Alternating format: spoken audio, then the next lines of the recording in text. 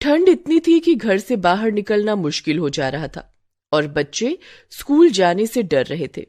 लेकिन उनके डर की वजह सिर्फ ठंड नहीं थी, वो बच्चे क्लास टीचर सीमा मैडम के खौफ में थे। एक दिन पहले स्कूल में कुछ ये हुआ था। सभी ने होमवर्क किया कि नहीं? हाँ मैडम, किया है। ठीक है, मैं एक एक करके चेक करूंगी और गलती होने पर मैं सजा दूंगी। ये सीमा मैडम की दूसरी क्लास थी। सीमा मैडम ने एक दिन पहले ही स्कूल में नया नया ज्वाइन किया था। सभी बच्चों ने सोचा था कि सीमा मैडम बाकी टीचरों की तरह अच्छी ही होगी। लेकिन सीमा मैडम ने जब होमवर्क चेक करना शुरू किया तब सभी को उनकी असलियत के बारे में पता चला। राजू, मोती, चुटकी और मीना, तुम लोगों को सजा मिलेगी। लेकिन क्यों मैडम? क्योंकि होमवर्क में गलती है। तुम चारों यहाँ लाइन लगाकर खड़े हो जाओ। चारों लाइन में खड़े हो गए। उन्होंने सोचा कि सीमा मैडम ज्यादा से ज्यादा मुर्गा बनाएंगी या तो 2 थप्पड़ मारेंगी। लेकिन सीमा मैडम के दिमाग में तो कुछ और चल रहा था। बाहर बर्फ गिर रही थी। सीमा मैडम बाहर से बर्फ लाई और चारों के स्वेटर के अंदर घुसा दिया। इतनी कपकपाती ठंड में स्वेटर के अंदर बर्फ जाने से चारों के चारों जोर जोर से चिल्लाने लगे। बहुत ठंडा है। मैडम, मैडम बर्फ निकाल लीजिए मैडम, हमसे और गलती नहीं होगी। लेकिन सीमा मैडम ने हंसते हुए कहा, बर्फ तो मैं नहीं निकालूंगी और कोई नहीं निकालेगा। ये सजा याद रहनी चाहिए, तब जाकर तुम लोग सुधरोगे।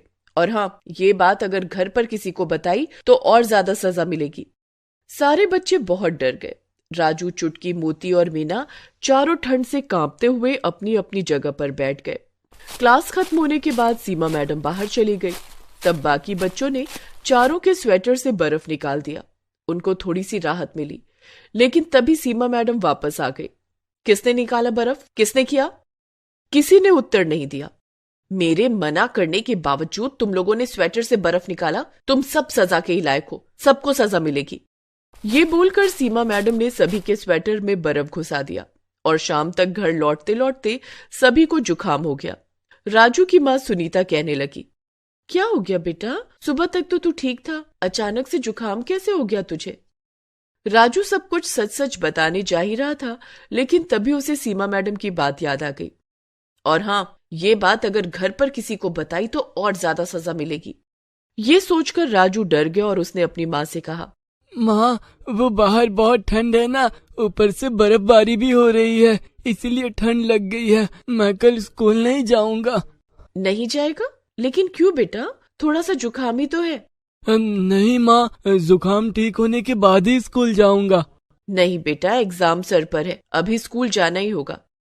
सुनीता ने राजू की बात नहीं मानी। उसने सोचा कि राजू छोटा है इसीलिए बहाना बना रहा है। अगले दिन राजू स्कूल गया। बाकी बच्चे भी स्कूल आ गए।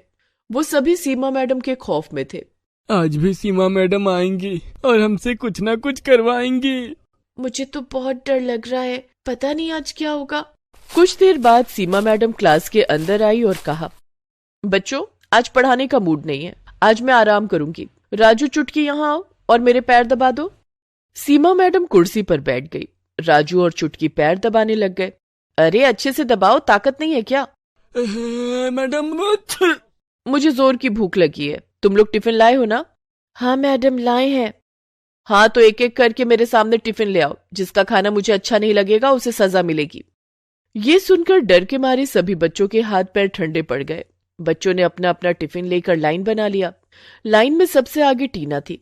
उसने सीमा मैडम को टिफिन खोल कर दिया। उसमें पूरी सब्जी और गाजर का हलवा था। अरे वाह, पूरी सब्जी और गाजर का हलवा, बहुत बढ़िया, खाकर देखती हूँ। सीमा मैडम ने पूरी सब्जी और गाजर का हलवा खाया और फिर उंगलियां चाटने लग गई। बहुत स्वादिष्ट था खाना। टीना, तुम बैठ सकती हो। उफ, आज तो बाल बाल बच गई। उसके बाद मीना टिफिन लेकर आई। उसकी माँ ने पोहा बनाकर दिया था। टिफिन खोलते ही सीमा मैडम ने मुंह बना लिया। अरे छी छी छी, सारा मूड खराब कर दिया। पोहा कौन खाता है यार? पोहा क्यों लाई है? मीना डर डर कर बोलने लगी। मुझे पोहा पसंद है मैडम, इसीलिए माँ ने बना कर दिया है। पोहा कितना सूखा होता है, पोहा नदी में फेंक दो तो नदी का पानी ही सूख जाएगा। मीना मन ही मन सोचने लगी, हाय आज तो मर गई, मैडम को पोहा पसंद नहीं है। मीना, तूने मेरा मूड खराब किया है, मैं तुझे सजा दूंगी। मीना ने तुरंत रोते हुए सीमा मैडम के पैर पकड़ लिए। मुझे माफ कर दीजिए मैडम, मुझसे गलती हो गई, कल से मैं पूरी हलवा हिलाऊंगी। लेकिन सीमा मैडम को तो सजा देकर मजा आता था। उन्होंने मीना को बाहर भेजा और बाहर से एक बर्फ का बड़ा सा टुकड़ा लाने के लिए कहा। मीना ने वही किया। वो अपने हाथों से एक बड़ा सा बर्फ का टुकड़ा उठाकर अंदर ले आई। उसने सोचा यही उसकी पनिशमेंट थी, लेकिन सीमा मैडम इतनी आसानी से छोड़ने वाली थोड़ी थी। उन्होंने कहा, मीना अब अपना जूता उतार और उस बर्फ के टुकड़े पर खड़ी हो जा। क्या? मैडम प्लीज माफ कर दीजिए ना मुझसे गलती हो गई, प्लीज मैडम। लेकिन सीमा मैडम पर रोने धोने का असर नहीं होता था। उन्होंने मीना को नंगे पैर उस बर्फ के टुकड़े पर खड़ा करके ही दम लिया और उसके बाद एक के बाद एक बच्चों की टिफिन खोलती गई और एक के बाद एक बच्चों को सजा मिलती गई। अंत में सीमा मैडम ने चुटकी और राजू का खाना भी खाया, लेकिन खाना पसंद न आने पर उन्होंने उन दोनों को भी बर्फ के टुकड़े पर नंगे पैर खड़ा कर दिया और फिर डंडे से सभी को मारने लगी। गंदा खाना लाते हो स्कूल में? तुम्हें शर्म नहीं आती? इतनी ठंड में नंगे पैर बर्फ पर खड़ा होना ही बहुत बड़ी बात है। ऊपर से उन्हें मार भी पड़ रही थी। बेचारे बच्चे ये कैसे सह पाते। मीना बेहोश हो गई और गिर पड़ी। उसे घर भेज दिया गया। उसके माता पिता ने भी सोचा कि ज्यादा ठंड की वजह से हुआ ऐसा, लेकिन मीना भी अपनी माता पिता से सच कहने में डर रही थी। वो भी सच नहीं बोल पाई। इसीलिए सीमा मैडम को और ज्यादा छूट मिल गई। वो हर रोज बच्चों पर अत्याचार करने लगी। कभी वो बच्चों पर ठंडा पानी छिड़कने लगी तो कभी ठंड में क्लास का पंखा चलाने लगी। इससे सभी बच्चे परेशान हो गए। 1 महीना ऐसे ही बीत गया। स्कूल प्रिंसिपल को कुछ भी पता नहीं चला और 1 महीने से ये सब सहते सहते बच्चे परेशान हो गए। हमें कुछ करना होगा, ये सब कब तक चलता रहेगा? लेकिन हम क्या करेंगे राजू? मैडम बहुत शातिर है। हम बाहर कुछ भी बोलेंगे तो कौन हम पर यकीन करेगा? हाँ, मम्मी पापा सोचेंगे कि हम स्कूल न जाने का बहाना बना रहे हैं। हाँ, ये सही कहा, हमें दिमाग लगाना होगा। राजू घर चला गया और उसी दिन विदेश से उसके चाचा लौट आए। उन्होंने राजू को एक पेन दिया। ये क्या चाचा, आप विदेश से मेरे लिए केवल एक पेन लाए हो? ये ऐसा वैसा पेन नहीं है राजू बेटा, ये देख, इसमें कैमरा है। लिखने के साथ साथ सब कुछ इसमें रिकॉर्ड भी होगा। ये सुनते ही राजू के दिमाग की घंटी बजने लगी। अगले दिन वो पेन लेकर स्कूल चला गया और अपनी जेब में पेन को रख दिया। पेन का ऊपरी हिस्सा बाहर निकला हुआ था और उसी हिस्से में कैमरा लगा हुआ था। आज भी रोज की तरह सीमा मैडम सबको डांटने मारने लगी और अंत में वो रोज की तरह सबको सजा देने पर उतर आई। उन्होंने आज तो हद ही पार कर दिया। उन्होंने सभी बच्चों को बाहर बर्फ में निकाल दिया और बर्फ पर सुला दिया। कुछ देर बाद क्लास में लौटने के बाद सभी बच्चे खांसने छींकने लगे और 10-12 बच्चे बेहोश हो गए। प्रिंसिपल दौड़कर आए और उन्हें अस्पताल में भर्ती किया गया।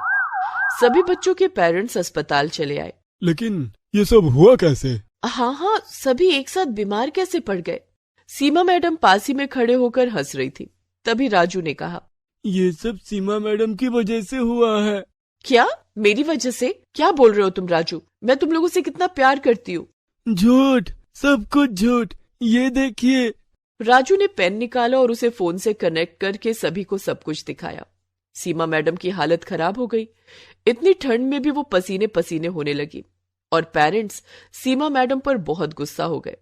उन्हें उल्टा सीधा कहने के बाद पुलिस को बुलाया गया और उन्हें जेल में भेज दिया गया। डॉक्टर ने सीमा का चेकअप करने के बाद कहा कि उन्हें एक मेंटल डिसऑर्डर है। बच्चों पर टॉर्चर करके उन्हें सुकून मिलता है। कोर्ट ने उन्हें 20 साल की सजा दी और ये भी घोषित कर दिया कि 20 साल बाद भी उन्हें कभी भी कोई भी स्कूल नौकरी नहीं दे सकता।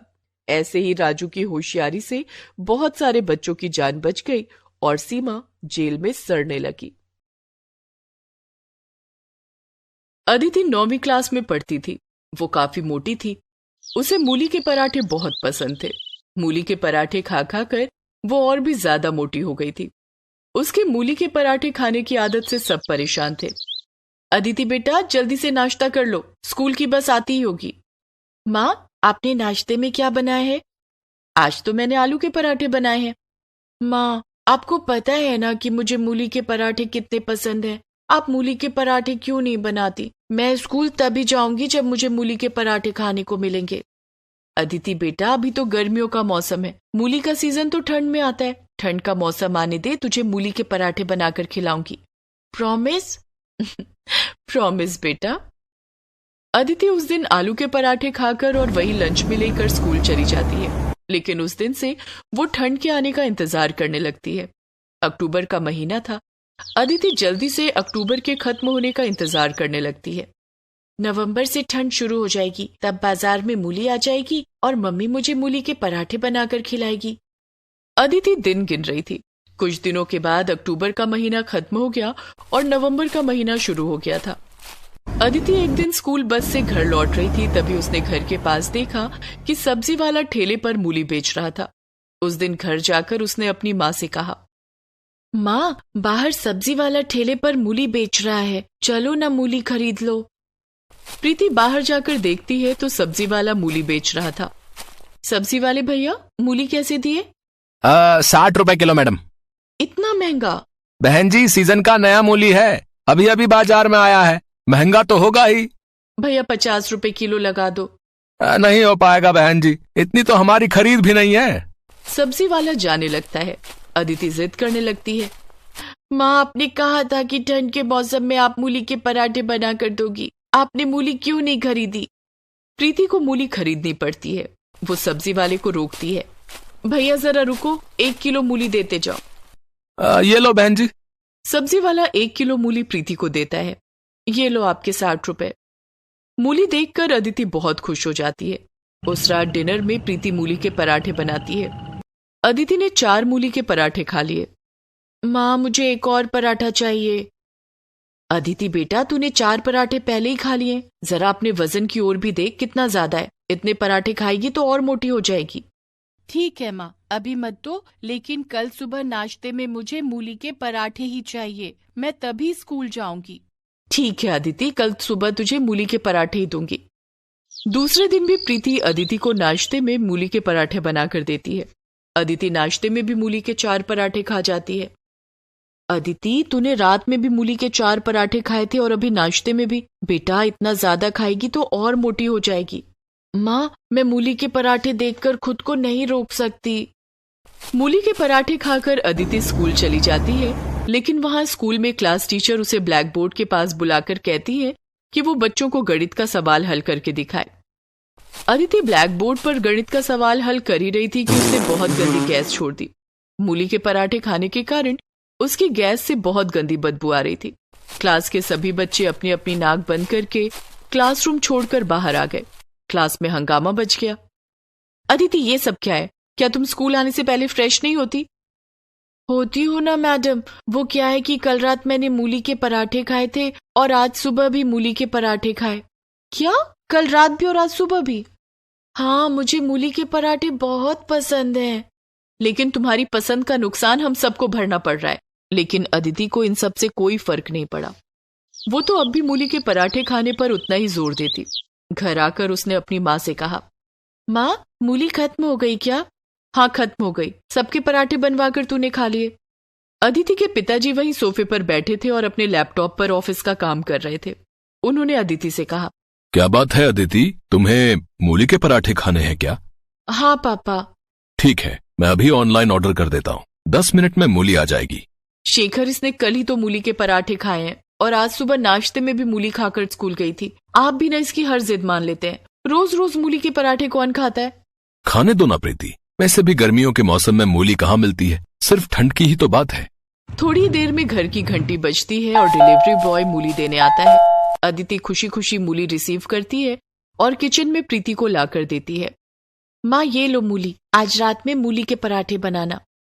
प्रीति ने अपने मन में कहा, उफ, ये मूली तो मुसीबत बन गई। प्रीति ने ना चाहते हुए भी डिनर में मूली के पराठे बनाए और अदिति ने जमकर मूली के पराठे खाए। अब तो अदिति रोज रोज प्रीति से मूली के पराठे बनाने के लिए कहती, प्रीति, अदिति के लिए मूली के पराठे रोज बना दिया करो।